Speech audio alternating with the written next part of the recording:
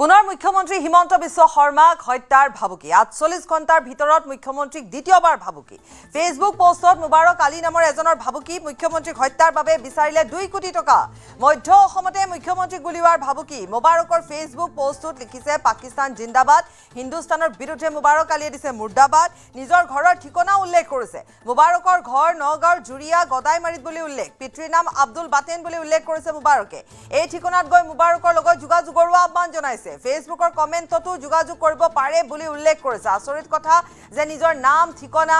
বা কেনেধৰণে যোগাযোগ কৰিব এই সকলোবোৰ মুবাৰক আলী নামৰ এটাই এনেধৰণে লিখিছে ইয়াৰ পূৰ্বেও যিহেতু তেওঁ ফেচবুক লাইভ দি থাকোঁতে এজনে এনেধৰণে ভাবুকি ভৰাকৈ তেওঁ মেছেজ কৰিছিল লিখিছিল কমেণ্টত লিখিছিল তাতো ফোন নম্বৰ দিয়া হৈছিল আকৌ পুনৰ এবাৰ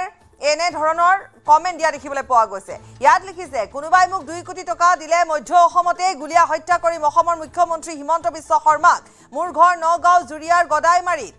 এক্সক্লুসিভ খবৰ আৰু ইয়াত এড্ৰেছ পৰ্যন্ত দি দিছে মোৰ নাম মুবাৰক আলী মোৰ পিতৃৰ নাম আব্দুল বাটেন পাকিস্তান জিন্দাবাদ হিন্দুস্তান মুৰ্দাবাদ মোক ঘৰলৈ আহি যোগাযোগ কৰিব পাৰিব এনে ধৰণে লিখিছে সিধা আমাৰ ঘৰলৈ আহি যোগাযোগ কৰিব পাৰিব এনে ধৰণে ইয়াত লিখা হৈছে ৪৮ ঘণ্টাৰ ভিতৰত মুখ্যমন্ত্ৰীক দ্বিতীয়বাৰকৈ ভাবুকি দিয়া হৈছে মুখ্যমন্ত্ৰী হত্যাৰ বাবে ২ কোটি টকা বিচাৰিছে মুখ্যমন্ত্ৰীৰ ভাষ্য আগবঢ়াই ল'ব বিচাৰিছে আশীৰ্বাদ যাত্ৰাৰ সময়তো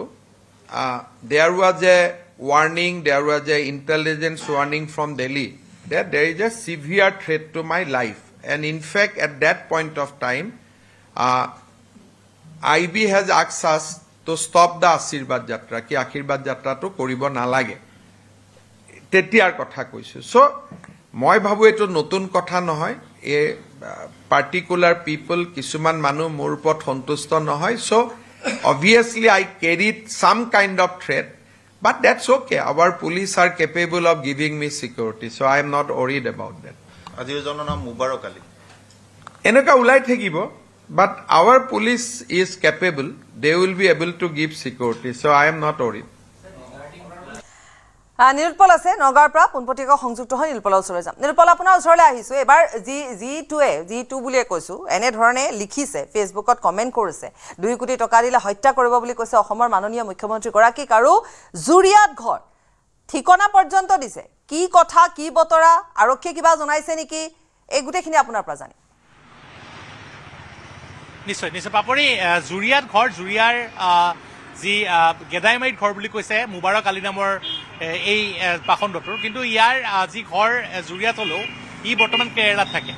গতিকে মই পুনৰ কৈছোঁ যে এই যিটো পাখণ্ডই বৰ্তমান ভাবুকি দিছে মুখ্যমন্ত্ৰীক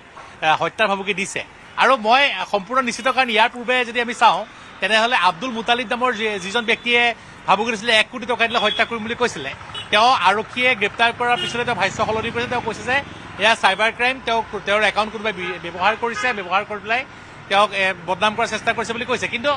এই যি কথাটো আজি এটা শব্দ লিখিছে যদি আপুনি চাই পাপৰি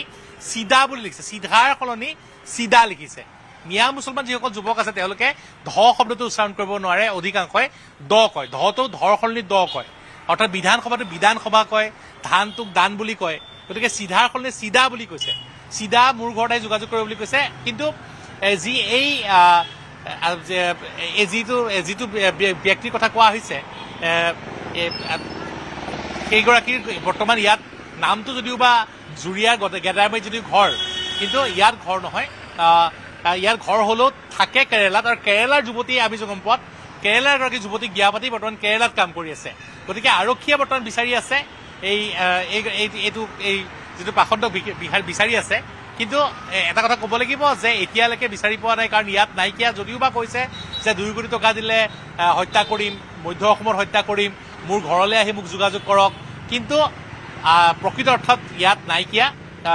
এগৰাকী ব্যক্তি ইয়াত নাই যিগৰাকী ব্যক্তিয়ে ভাবুকি দিছে বা যিটো নামৰ মানে ফেচবুকত ভাবুকি দিব পাৰে ভয়াতুৰ এনে একাংশ লোকে ফেচবুকত ভাবুকি দিব পাৰে ঘৰ ইয়াত নহয় আছেগৈ কেৰেলা তাৰ পৰা ভাবুকি দিছে এড্ৰেছ দিছে ঠিকনা দিছে ঘৰৰ জুৰিয়াৰ দিছে পিতৃৰ নাম দিছে যাতে পিতৃ সেই গোটেই কথাখিনিত পিতৃ সাঙুৰি সোমাই যায় পিতৃক আৰক্ষীয়ে আটক কৰিব গতিকে এনেকুৱা ধৰণৰ ভাবুকি ভৰা যিবোৰ কমেণ্টবোৰ আহিছে মুখ্যমন্ত্ৰীগৰাকীয়ে কিছু সময় পূৰ্বে তেওঁ